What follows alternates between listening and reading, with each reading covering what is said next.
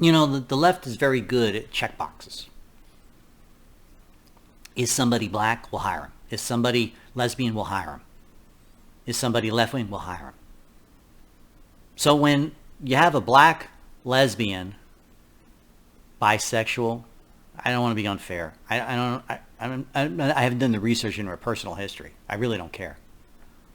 When you have that, oh, she's an instant press secretary. Wouldn't it be great if we had somebody who is the press secretary who could make history by being the first major news reporter as press secretary, or the first news network, or first journalist with XYZ credentials? That would be great. We start talking about people like that instead about their skin color or their sex or their personal preferences in the bedroom. I would love to have that.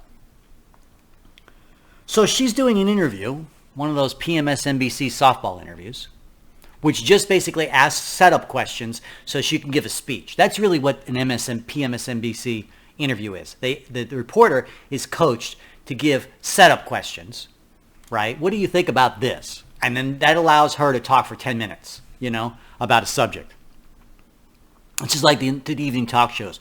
When Colbert has somebody on, like Nancy Pelosi, or when Jimmy Kimmel has Joe Biden on, it's just an opportunity for them to give a speech in front of a big audience. That's all it is. You got to recognize it's not a real interview. So they're giving it, well, what do you think about what's going on with the Supreme Court? I mean, what a wide open question, right? What do you think she did? She's going to hate it, right?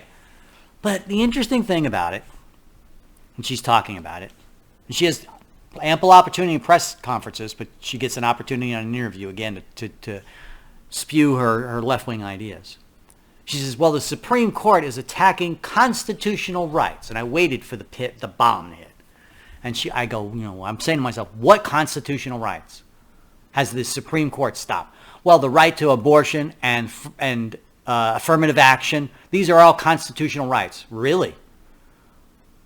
Where does it say in the Constitution that you can discriminate based on the color of somebody's skin? Because I can point to two amendments, the 13th and the 14th, which say you can't. I can point to numerous laws which say you can't. So exactly what constitutional right was violated with the affirmative action ruling, which says that a university can't use skin color as a determining factor for admission? Where is it? I mean, the report, if I'm interviewing her, that's the first question and regardless of what the answer is, that's the first question I would have. When she says the Supreme Court violates constitutional rights, I go, what constitutional rights specifically? Where in the Constitution does it talk about abortion? Nowhere. At no point does the Constitution talk about amendment. It talks about the ruling, Roe versus Wade. It says that ruling was held incorrectly. That an interpreted right is not the same as a written right, because I can point to the Constitution where it says abortion should be a state's right, the 10th Amendment. At what point in the Constitution can you point to that says abortion is a constitutional right? It's not a constitutional right. They interpret it as an interpretation of the 14th right to privacy, that since I have a conversation with my doctor, I have privacy, and therefore I can have an abortion when nobody knows about it. Really? So if two people get in a room and decide and have a conversation with each other about how to murder somebody, that's not illegal. It's called conspiracy to commit murder. Of course, you can't interpret a constitutional right that way. And even if you did, which is what the Supreme Court says, even if you did, if you interpreted the 14th Amendment as protecting the right of privacy in a doctor's appointment, it's superseded by a written right, and which is the 10th Amendment. And then she goes on to say, Joe Biden was an expert on this. He spent 42 years on the Judiciary Committee. Well, that doesn't make you an expert on the law. You know what makes you an expert on the law? A Supreme Court justice, the one who makes the decision, the one who has the Yale law degree, the one who has all kinds of speeches about how and where and why the Constitution was written a certain way and applies. That's a constitutional expert, not a congressman sitting on the Judiciary Committee. All that is a political appointment. Everybody knows the Judiciary Committee votes one way or the other, 5-4 or 4-5. If there are liberals in charge, the judge goes through. If there's conservatives in charge, the conservative judge goes through. It's a political committee. It's not a legal committee. There isn't anybody on the Judiciary Committee, well, maybe with the exception of Ted Cruz, that has the kind of qualifications that are needed for the Supreme Court. None. Joe Biden never attended Yale Law School, doesn't have the credentials to sit on the Supreme Court. It would be laughable. Laughable. Well, he's an expert on it. Really? They always get this whole thing. They trot out somebody with certificates or credentials, and they say they're an expert on constitutional. I got news for you. I know more about the Constitution than Karine or Jean-Pierre. I'm willing to put my mind against Joe Biden's in a debate on constitutional rights. All you got to do is well studied about it. The Constitution doesn't take a fancy law degree to really understand it. It's written at a high school level, and it was deliberately written in a certain way so that you can understand it. It's very plain and simple. Shall not be infringed.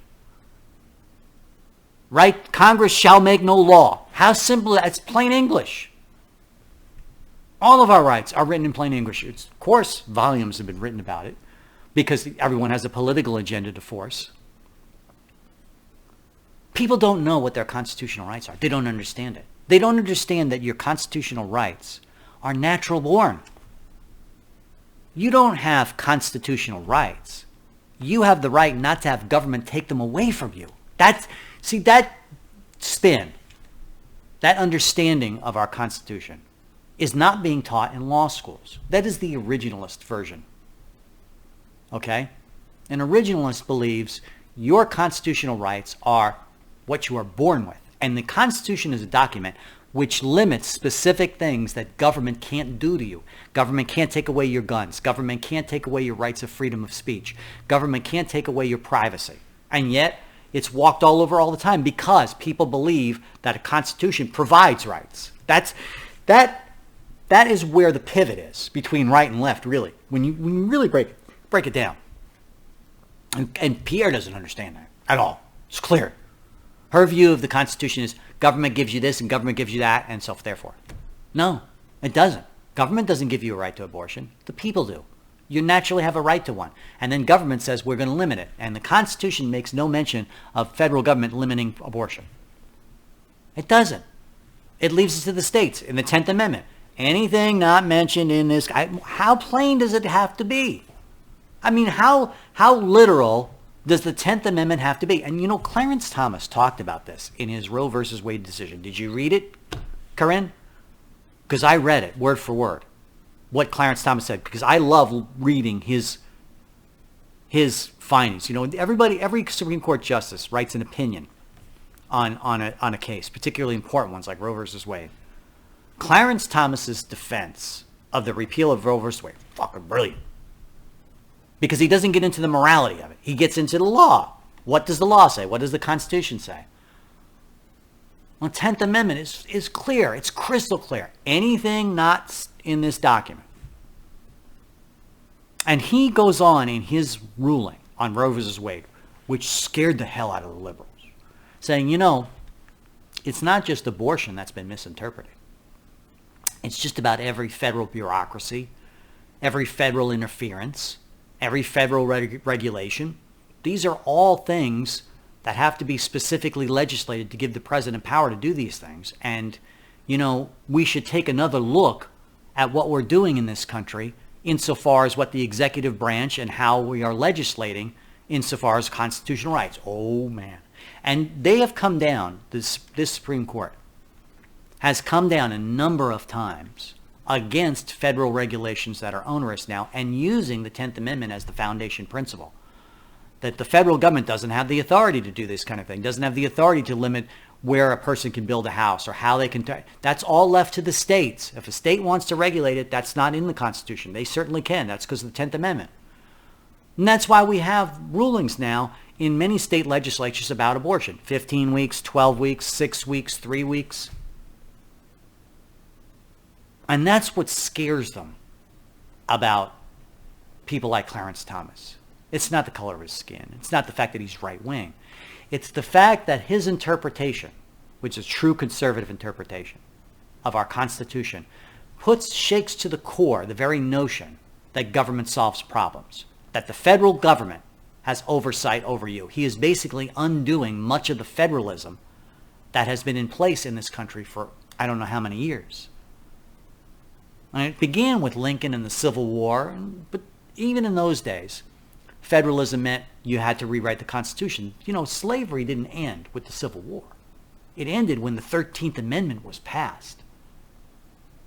That's the shocker for most of these liberals. They go, Civil War ended slavery. No, it didn't. They only admitted Southern state senators back into the chambers when they agreed to sign on the 13th Amendment. That's what the Civil War was about. It was about federalism.